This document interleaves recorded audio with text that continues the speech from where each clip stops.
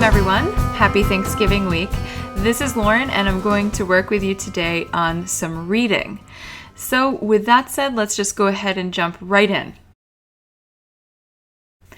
Okay, so you know I like to switch it up a little bit, and sometimes we go through something that's a little bit different from what you'll find at the forum. I actually wanted to create this video today because it was inspired by a tutoring session that I had with a student, and I felt that a lot of students would benefit. So the question that I'm referring to is this, essentially. I followed all of your reading strategies, but I'm still not passing the reading section. What should I do? All right, so this is a good question a lot of students ask, and that's what we're going to try to achieve today, at least for some detail questions.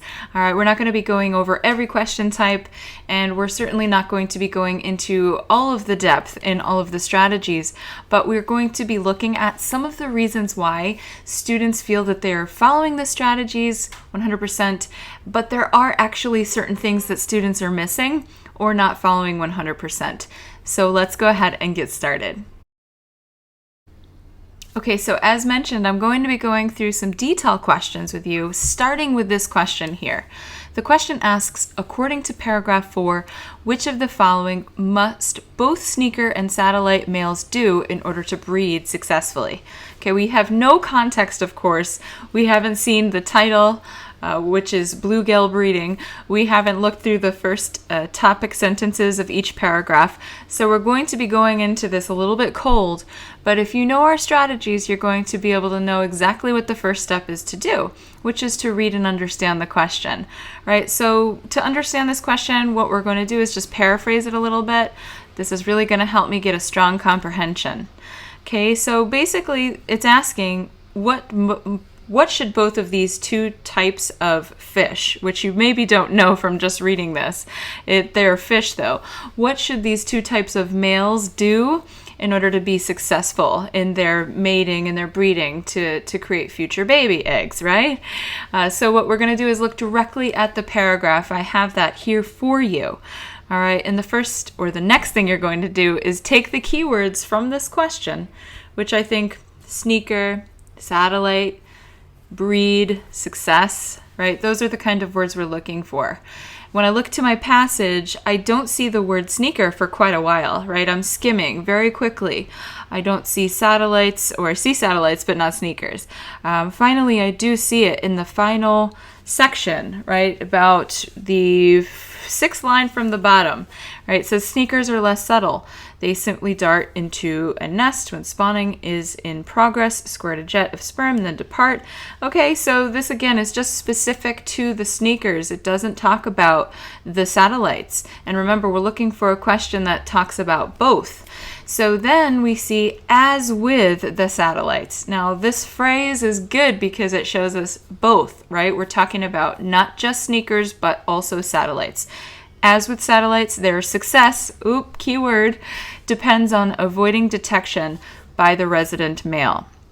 Okay, so there we have it. We have our answer. And to prephrase it, what I'm going to do is just paraphrase.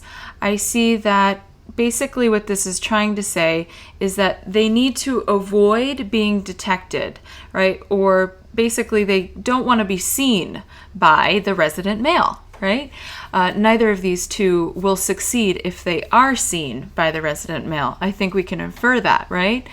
So if we look at the answer choices, we see position themselves between a territorial male and female, not going to work, right? Prevent the resident territorial male from noticing them. Sounds pretty good, right? We just talked about that. We don't want them to see, otherwise they won't succeed. Or C equals detect, right? C, dart into a nest while the resident male is away. Not really. We don't see anything like that, right? And D, confuse the resident territorial male by circling the nest repeatedly. Now, I think a lot of students are selecting this one when we work in tutoring. And the reason why that happens is because students do see in about 1, 2, 3, 4, 5, 6, 7 lines down, the 3 circle around the nest, right? They see the exact phrase there and they're like, ooh, it must be there. It must be that. What students are doing when they incorrectly select answer D is that they're number one, not really dealing with the question. They're not asking themselves, well, what is this question actually asking us for? What does it mean? The other thing that students are doing when they select this answer is they're not dealing with the keywords as a whole unit. They're not really paying attention to the fact that sneakers have not been introduced yet, okay? So that's another reason. And finally, if we see keywords in our answer choice that we see in the passage, a lot of students mistakenly select that because it looks right, and that's a really big mistake. So we want to choose the one that has the right meaning based on the strategy that we just followed. Remember those key steps. So we're going to go ahead and do this all over again. We have another question here. It says, according to paragraph 2, most books on fish biology would likely say which of the following about bluegill breeding. Okay, again, I'm going to just put it into my own words. Essentially, it's asking me to look for information that's only in books, and it has to be about biology. It has to be about their breeding process, right? Okay, so that's pretty simple. We have keywords, books, fish biology, bluegill breeding. Pretty good, right? Now, when I go to this passage, I see book, fish biology, bluegill breeding immediately in the first sentence. But we know that that sentence doesn't say anything, right? It just say, if you read a book about blah, blah, blah, you will find blah, blah, blah. You will find this, it says, right? So the next sentence is the one that I really want to pay attention to. It says, big territorial males build nests, females spawn in them, end of story. Okay, so that gives us a pretty good idea of what this particular book includes, right? So let's look at the answer choices.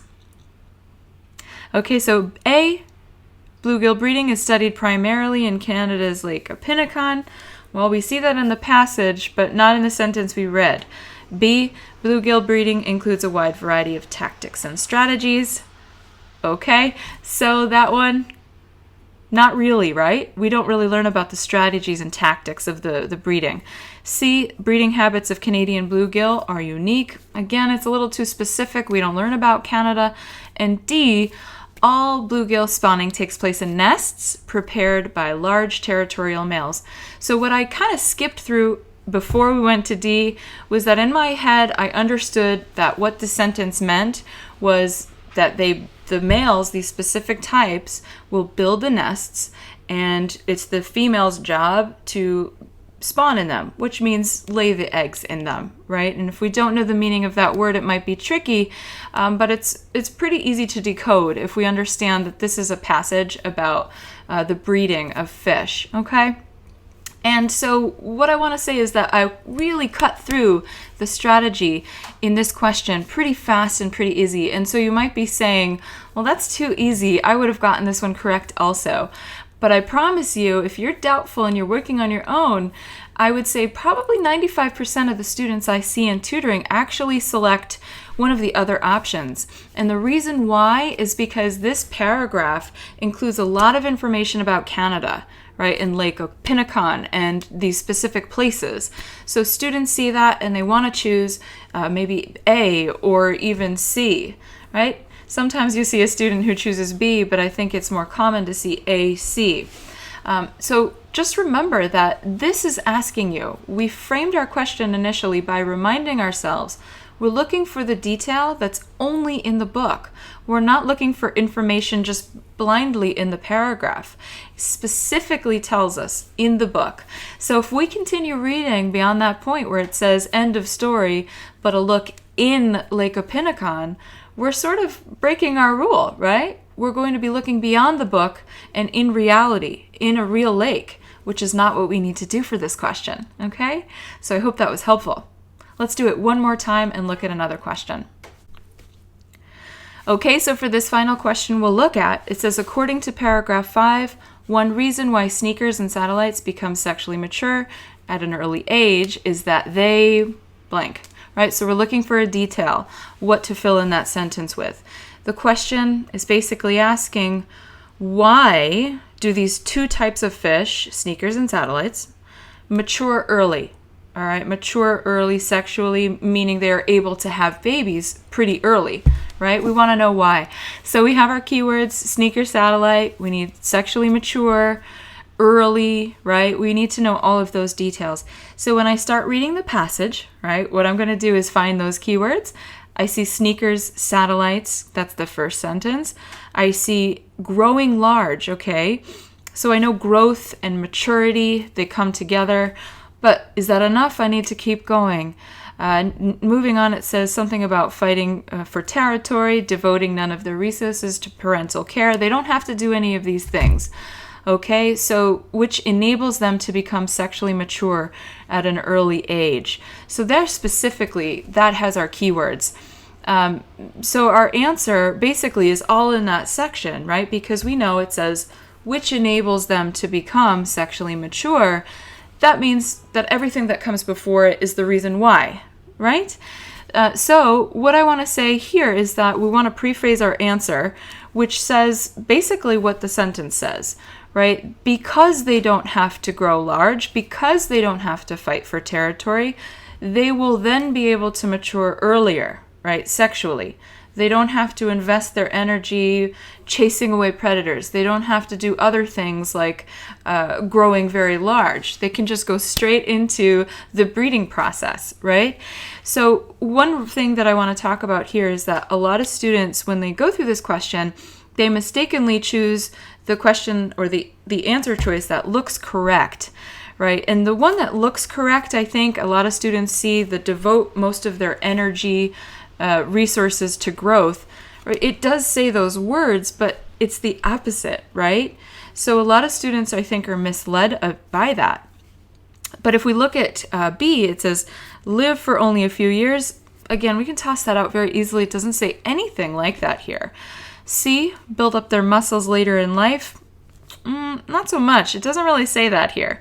D, never need size and strength to defend a territory. Okay, and it basically says those exact words, but it's completely, well, not completely, but it's somewhat adjusted in terms of how it's worded. Okay, so that's something that I see a lot of students doing again and again. They choose the answer based off of what looks right, not what really has the same meaning, or they choose the answer that is in the passage, but didn't direct them using the keywords or the question that was being asked, right? They're not paying attention to some simple steps, right? And so a lot of students feel convinced, right? When I see them in those sessions, they're like, man, I'm following your strategy, so something is wrong here. But I say, no, let's take a look at this step by step. So just to refresh, right? We want to remember these things, guys. Read the question and understand it completely. Don't just fly through it because you're worried about the timer. If you don't understand the question, how are you going to know what you're looking for? The second, use your keywords from the question to locate the right place in the passage, but don't use the keyword to select the answer, right? Because that's how ETS is going to trick you. All right, so the next step, of course, is to prephrase your answer based on what you found and what you know. Right? After you've done that, then jump to the answer choices. And also be sure to eliminate all of the ones that you think are incorrect. The ones that change the meaning, the ones that go off topic, the ones that maybe use the same words but change it slightly, kind of like what you see with a paraphrased question. These are the question or the answer choices that we want to delete. All right, and we want to choose the one that has the right meaning.